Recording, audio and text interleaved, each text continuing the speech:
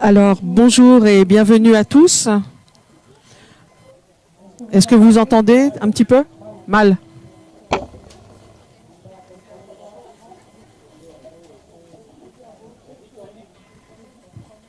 Et là, c'est mieux? Bof.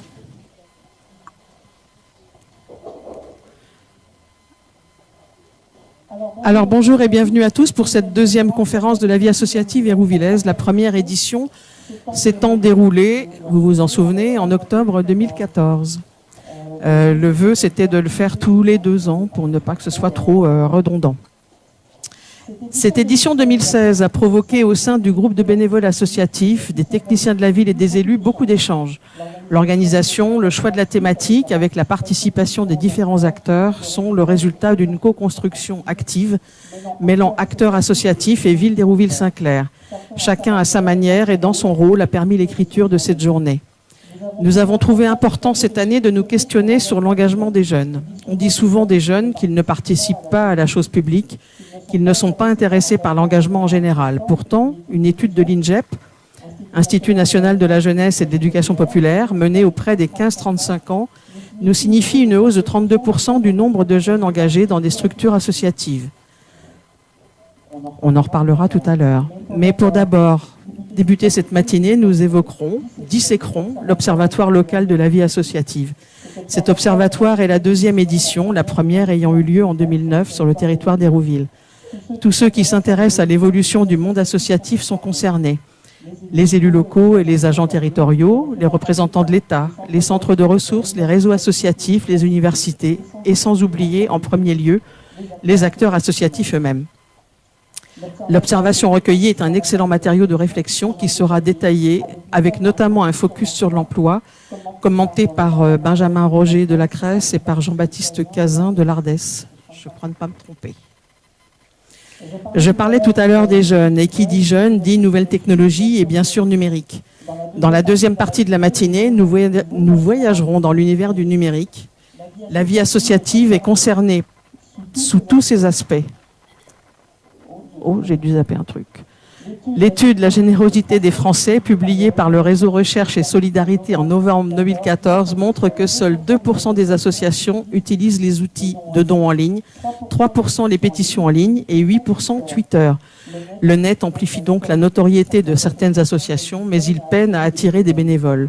Le manque de temps, de savoir-faire et aussi de moyens rendent le passage au numérique délicat dans les petites et moyennes associations. Elles ont besoin d'être accompagnées. Vous le constatez, le sujet du numérique associatif n'est pas seulement technique, il est aussi et surtout politique. Cette partie nouvelle technologie sera présentée par Geneviève Auger d'AnimaFac et par Grégoire Barbeau de la Fonda. Cet après-midi, après avoir partagé un repas, cet après-midi, pour accompagner cette matinée de réflexion, je vous invite aux pages pour des ateliers pratiques autour des outils numériques animés par des associations, Cap Sport, Foyer de jeunes travailleurs, Association Quartier Jeunes, AnimaFac, la FEV, ainsi que les services de l'État. Puis, nous aurons droit à un civic dating qui sera proposé en mettant en relation des associations et des jeunes intéressés par un service civique ou un engagement bénévole. Discussion animée par les services de l'État, le Centre régional d'information jeunesse, CRIJ, AnimaFac et la FEV. Je termine ces propos en remerciant les différents acteurs qui ont participé à l'organisation de cette conférence, les salariés de S3A bien sûr, mais aussi les acteurs associatifs, les représentants de la ville d'Hérouville, représentants de l'État. Et je voudrais souligner ici le partenariat positif que nous avons avec la ville d'Hérouville, qui permet quand même une fluidité dans la préparation de la conférence et une collaboration très riche. Je vous remercie.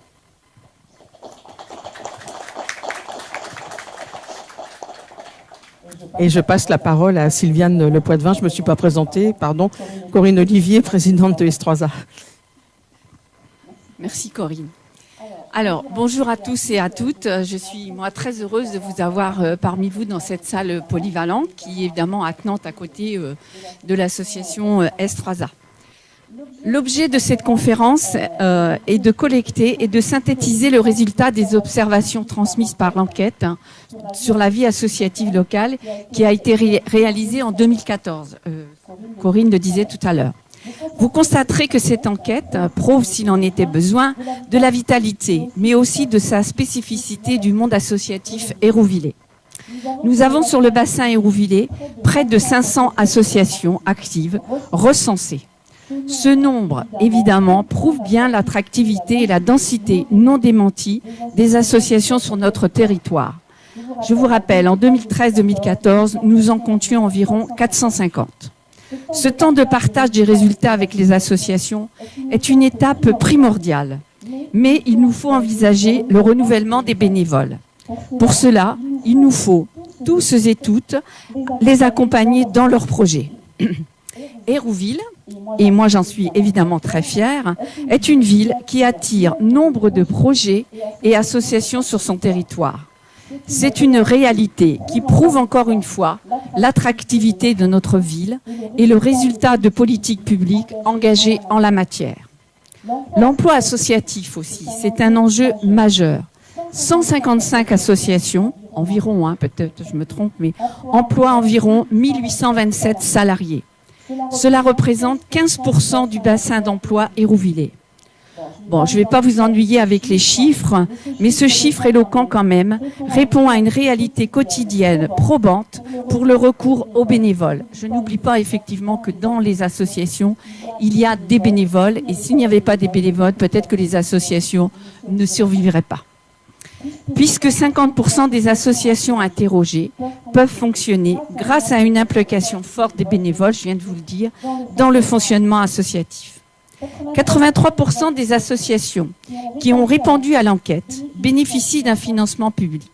Mais quand même, l'identification des bénévoles et les problématiques de ces derniers au sein des associations est un enjeu majeur pour notre ville. Oui, l'attractivité et le recours au bénévolat augurent bien de la dynamique dont je parlais précédemment, mais aussi une meilleure prise en compte du rôle joué par la collectivité dans la vie associative locale. L'enjeu aujourd'hui est de renouveler le nombre des bénévoles et l'engagement des jeunes. Corinne en a bien parlé tout de suite. En effet, ces derniers sont bien peu présents dans les associations et leur rôle, bien souvent quand même, se limite souvent à des fonctions peu gratifiantes et marginales. Ça peut s'expliquer, bien sûr. Pourtant, il existe des dispositifs comme le service civique ou les emplois d'avenir. À l'inverse, certaines associations n'ont que des emplois salariés avec simplement un CA bénévole. Est-ce que l'esprit est le même? Je vous pose la question. Cette journée offre l'opportunité de sensibiliser les associations à l'offre numérique en utilisant justement le savoir-faire de cette jeune génération, public averti aux usages numériques, qui en plus est rompu aux réseaux sociaux. Ces enjeux ne sont pas négligeables pour solliciter des moyens financiers pour des projets spécifiques avec des plateformes de financement participatif. La ville continuera d'apporter un soutien multiple au tissu associatif de son territoire. Je vous rappelle, nous avons 8 salles polyvalentes, mais aussi la dernière salle polyvalente qui vient d'être créée, qui se trouve à Aubert. Peut-être que beaucoup d'entre vous ne la connaissent pas, mais je vous invite à aller la voir. N'oublions pas non plus la maison des associations. Et je fais le vœu, alors là je pense que Grégory et Corinne ne vont pas me démentir. Oui, c'est enregistré, oui, mais c'est exprès. Je fais le vœu donc que sa rénovation ou sa création dans un autre lieu, pourquoi pas, avant la fin de notre mandat, vieux pieux, je vous pose la question aussi. La ville continuera d'apporter son soutien en votant des subventions de fonctionnement pour un montant en 2016 quand même de 3 929 810 €. C'est quand même pas négligeable. Alors que celle de 2016 était de 3 817 567 €. N'oublions pas l'effort budgétaire dans le cadre du contrat de ville pour soutenir les actions en faveur de l'insertion, la culture, l'éducation et aussi la réussite éducative et bien entendu le lien social. C'est vraiment quelque chose qui me tient beaucoup à cœur pour un montant de 75 000 € supplémentaires. Sans oublier la mise à disposition des créneaux ponctuels ou permanents au sein des équipements polyvalents dont je vous parlais tout à l'heure sur notre ville, qui représentent quand même une valorisation de près de 144 000 € pour 2016. Les créneaux ponctuels pour plus de 9 000 €. À cela s'ajoutent évidemment les charges de personnel liées à l'entretien, n'oublions pas, ainsi que la mise à disposition des moyens matériels afin d'accompagner les activités associatives. Le parc logistique aussi, bien entendu, mais aussi le renouvellement du mobilier de salle. Celle-ci représente une valorisation de près de 25 000 euros pour la fonderie, par exemple, et 67 000 euros pour Beauregard. Un exemple, 70% des occupations de la fonderie sont réservées pour les associations qui organisent des actions favorisant la rencontre, la convivialité et le lieu social, mais aussi l'intergénérationnel. La part du projet associatif dans la politique municipale demeure donc primordiale. À l'heure où les collectivités sont confrontées à des choix budgétaires épineux, la ville a fait le choix de privilégier le vivre ensemble au travers de moyens alloués au tissu associatif. La charte d'engagement réciproque entre S3A, l'État, Caen-la-Mer, les villes de Caen et d'Hérouville a été signée mercredi le 9 novembre, n'est-ce pas Corinne, au niveau de Caen-la-Mer. Mais ça, c'est quelque chose, c'est important parce que ça veut dire que même au niveau de l'agglomération, on s'intéresse beaucoup à ce qui se passe chez nous. Et S3A, évidemment, est quelqu'un qui est connu et reconnu par sa compétence. Elle exprime la volonté des partenaires publics de donner du sens au projet de S3A dans sa mission d'accompagnement du tissu associatif que dans son propre développement en termes de compétences et de moyens. Cette initiative valorise la confiance, le dialogue, la transparence et la démarche de projet. L'objet de cette conférence locale, donc de la vie associative, l'atteste bien évidemment. C'est notre savoir-faire que nous mettons en exergue au travers de moyens mis en œuvre. Voilà. Merci de votre participation.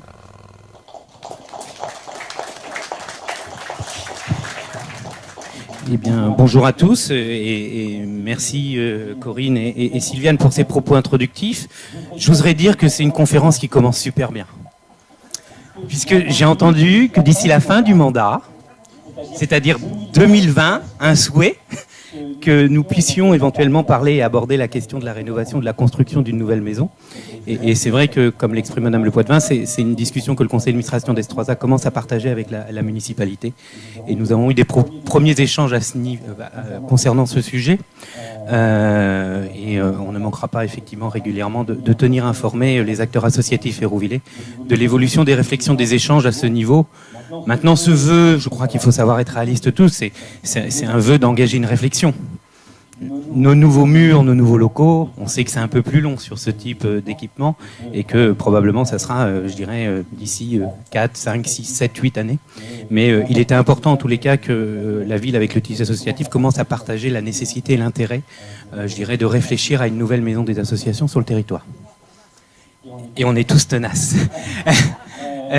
Donc on va continuer donc sur cette matinée. Alors cette matinée d'échange, une deuxième conférence locale de la vie associative, organisée collectivement par des acteurs associatifs hérouvillais, par la municipalité, donc par notre structure depuis plusieurs mois, pour faire en sorte qu'elle soit la plus riche et la plus intéressante possible, avec la volonté qu'elle se fasse dans l'échange et dans la convivialité. Donc on ne va pas ce matin avoir une succession, je dirais, d'interventions qui vous amènent à ne pas pouvoir, je dirais, participer aux réflexions et aux échanges qu'on souhaite partager. Mais on a fait le choix avec les différents intervenants de laisser la possibilité régulière que la discussion s'engage avec nous, entre nous, parce que une conférence locale, c'est avant tout un moment où on se pose un peu les uns les autres, on prend le temps de se reconnaître, de se connaître, de mieux, je dirais, voir ce que chacun fait, puis de faire des souhaits. On en a déjà fait un, mais il n'y a pas que celui-là. C'est comment on peut demain continuer les uns les autres, ensemble, à mieux agir, je dirais, pour le développement de la vie associative hérouvillaise. Pour ce faire, on va aborder 2 thèmes tout au long de la journée. un thème qui est la question des usages numériques. Où en est-on aujourd'hui dans le secteur associatif sur la capacité que nous avons à utiliser au mieux, je dirais, le numérique, le digital, hein, des mots qu'on va préciser tout à l'heure. Et puis, comment, du coup, à travers les usages numériques, on peut se réinterroger réciproquement sur la place des jeunes dans nos organisations, la capacité qu'on a à être attractif. Et il est vrai que la génération actuelle, je dirais des moins de 30 ans, est au cœur, je dirais, des usages numériques et ne peut qu'à travers ses compétences et ses savoir-faire, je dirais, nous apporter des plus-values dans nos fonctionnements associatifs respectifs. Et c'est donc la réflexion qu'on va essayer de partager.